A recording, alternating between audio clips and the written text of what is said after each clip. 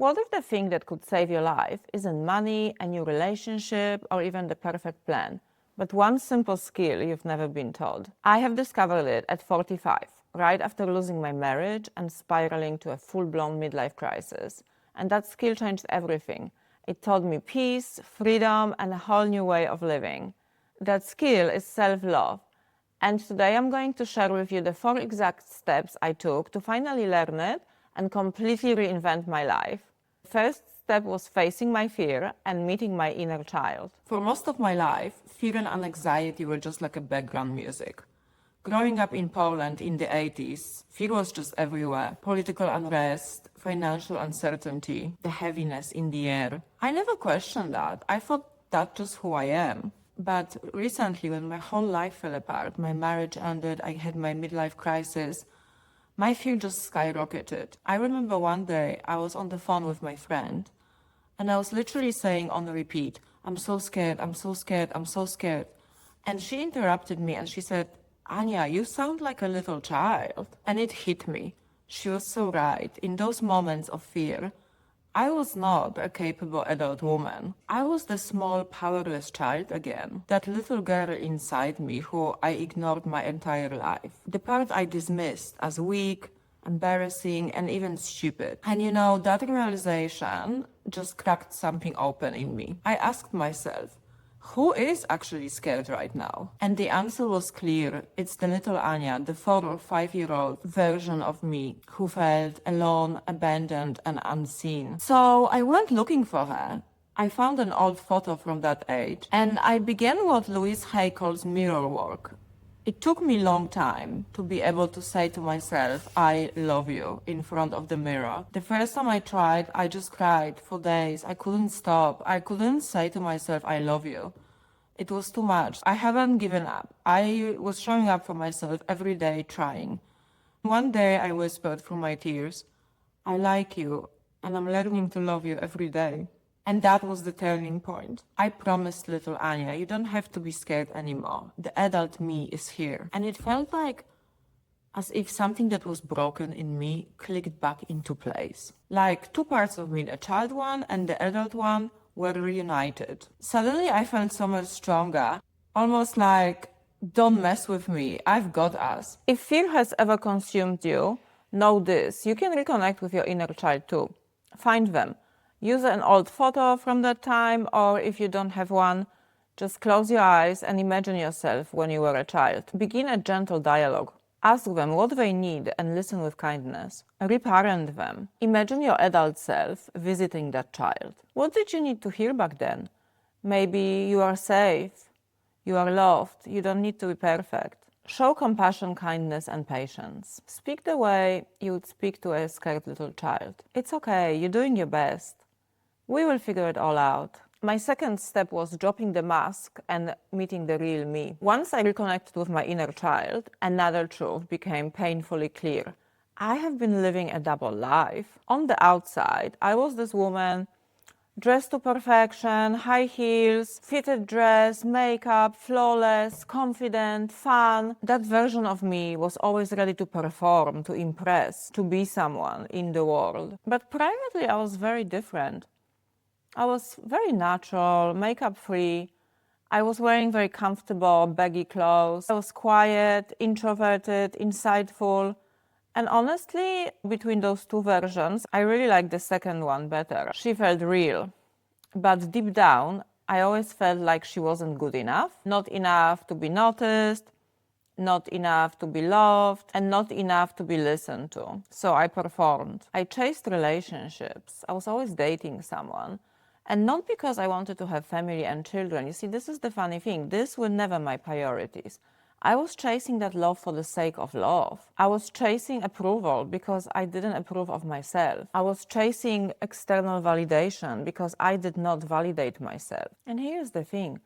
Even in all that confidence I projected, I still wasn't confident enough to go after my dreams. And that's what self-love changed. When I started liking and then loving that raw, unedited, authentic version of myself, I started giving myself what I was always begging the world to give me: love, approval, validation. And that shift from external approval to internal acceptance have changed everything for me. If you ever felt like you have been performing just to be seen, accepted, and loved, I want you to know there's another way. Ask yourself, when am I putting on a persona and when am I being my real self? Just noticing the difference is very powerful. Practice self-approval. Every morning, look in the mirror and say, I approve of myself exactly as I am. Even if you don't believe in it. At first, it will feel fake. But that's okay, keep going. The more you repeat it, the more it starts to feel true. Every morning before, I would look in the mirror and I would feel like, oh, I look so puffy. But now, I don't even look at myself this way. I say to myself, hello, beautiful, good morning. It's such a massive shift. Straight away, I feel better. Experiment with authenticity. Try showing up in one area of your life, even something small, as your natural self, without the performance. And see what happens when you allow that version of you to be visible. The next step was rewriting my inner dialogue. For years, I have been my hardest critic.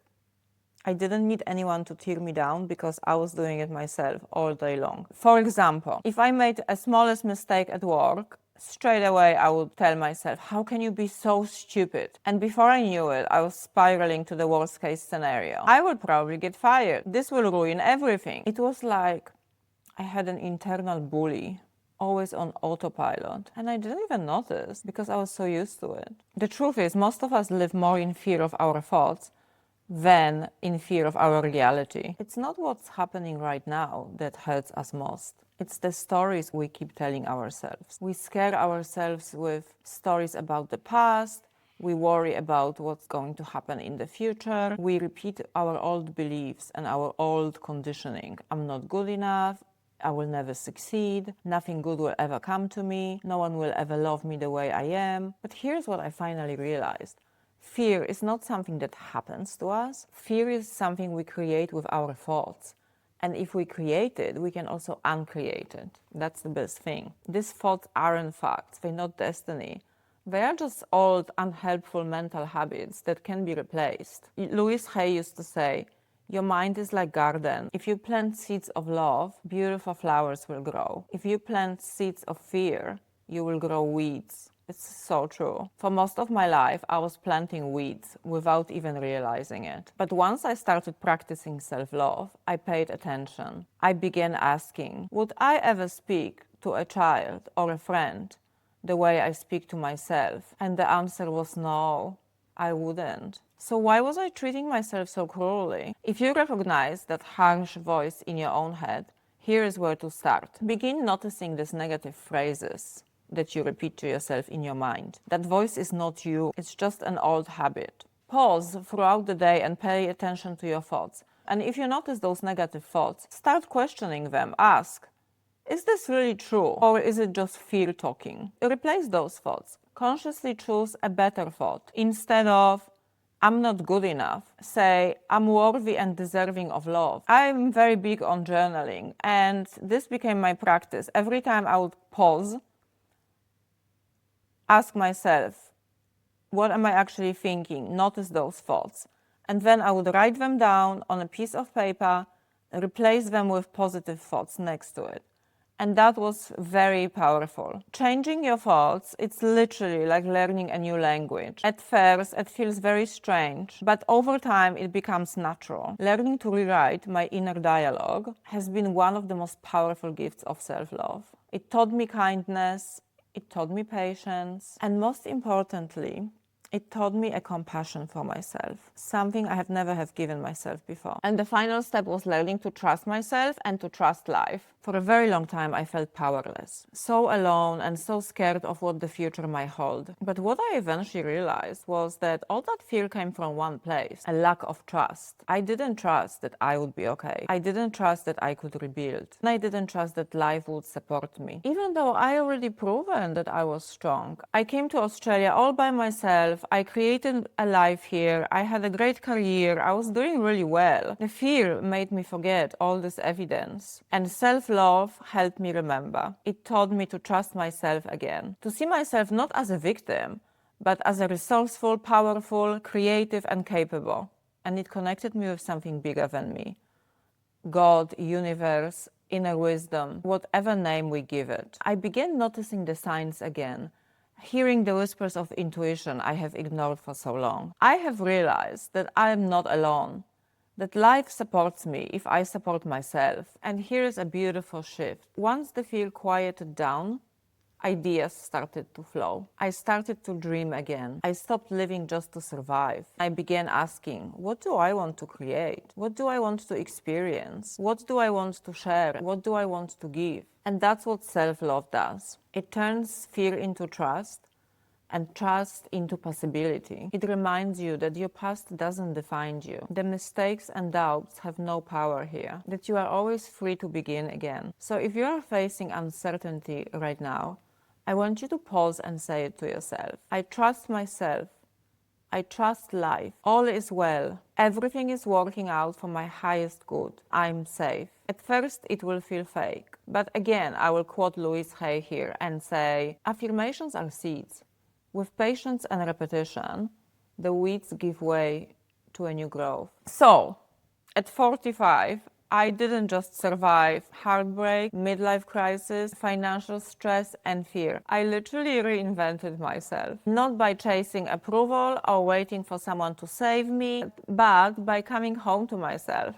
Self-love isn't selfish. It's the most powerful healing force we have. If you are going through your own crisis, hear me out. You are enough. Start small. Look in a mirror and say, I love you. I approve of you. Say it every day, even if it feels fake. Say it anyway.